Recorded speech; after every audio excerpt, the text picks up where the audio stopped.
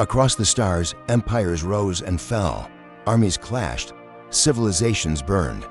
Yet in all that time, no species ever terrified the galaxy quite like humanity. This is the story whispered in alien halls, etched into their records, and taught to their young the day they learned to fear us. The Zerati Dominion had ruled for centuries. A vast empire built on cold efficiency and merciless conquest. They cataloged thousands of species, dissected their cultures, dismantled their militaries. To the Zerati, war was a science, victory inevitable. When their scouts discovered Earth, a small, blue planet orbiting an unremarkable star, they dismissed it instantly. Primitive, chaotic, unworthy of notice. Humanity, they decided, was prey waiting for a master. They came not with diplomacy but with chains. The invasion began above New York City. A single Zerati warship, bristling with weapons, cast a shadow over the skyline. Their commander broadcast a single demand across every screen, every speaker, every signal: kneel, surrender your planet, resist, and be destroyed. The Zerati expected fear. They expected submission. What they got was something entirely different. On the streets, humans pointed at the alien ship and joked. Some shouted, "Looks like Independence Day." On the internet, memes spread faster than the invaders' threats. The commander's face was turned into a cartoon. Mocked, shared, laughed at. To the Zerati, who had never been mocked, this was madness. To us, it was Tuesday. Still, the threat was real. When the first shots rained down, entire city blocks were leveled. Tanks melted beneath alien weapons. Aircraft fell from the sky. Humanity should have crumbled under the onslaught. But we didn't. Humans didn't fight like other species. We didn't follow predictable strategies or neat formations. We fought with desperation, creativity, and stubbornness. When the Zerati warship over New York lowered its shields to intimidate, a single fighter jet piloted by a man with nothing left to lose slammed into it head-on.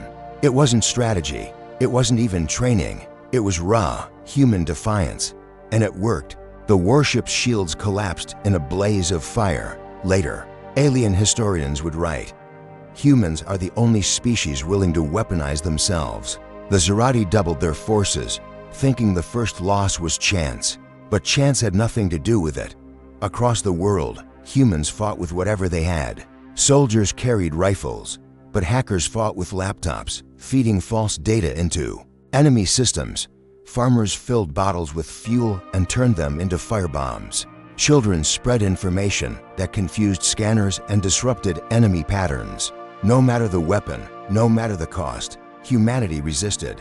From the journals of Commander Valek, found years later, we underestimated them, again and again.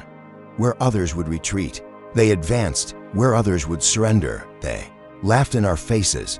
Their bodies are fragile, yet they fight through wounds that would kill a Zerati twice over.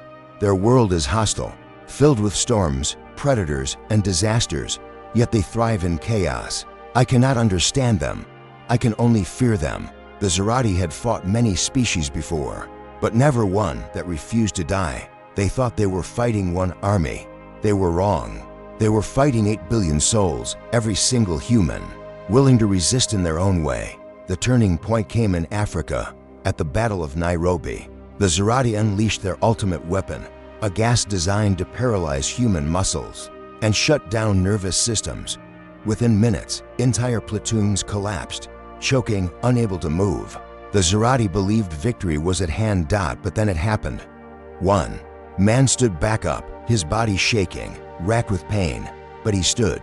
Another rose beside him, coughing blood, refusing to stay down. Then another and another. Within minutes, the battlefield was filled with staggering, broken soldiers who refused to surrender. The Zerati scientists panicked.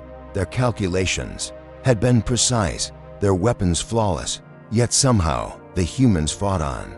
For the first time in centuries, the Zerati Dominion tasted fear. That fear spread quickly.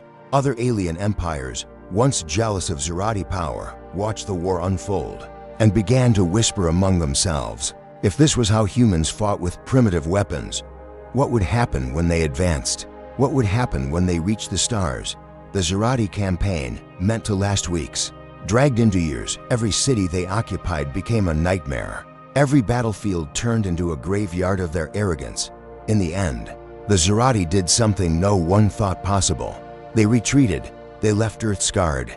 But UNCONQUERED. In the aftermath, the galaxy changed forever. No longer was humanity dismissed as prey. No longer were we overlooked. Instead, we became a warning. Alien historians etched the words into their records. Never engage humans in prolonged conflict. Their endurance is infinite. Their imagination unpredictable. Their unity unbreakable. To fight them is to invite extinction. The Zerati, once feared across the stars, never recovered. Their empire fractured. Their people haunted by memories of Earth. And humanity, we rebuilt. We rose from the ashes. We reached higher than ever before. And when we finally took our first steps beyond our solar system, we carried with us a new reputation, one carved in blood and fire. We were no longer seen as fragile, no longer weak. We were something else, something the galaxy would never forget. We are not prey, we are the storm.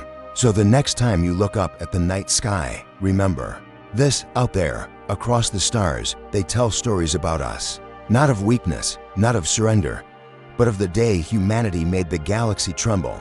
And that is why they fear us. If this story stirred you, share it. If you believe humanity has something worth fighting for, join us.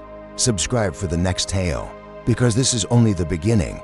Out there, in the darkness of space, countless civilizations whisper our name, and every one of them remembers the same truth. Humans do not bow, we rise. We endure, we fight, and we always win.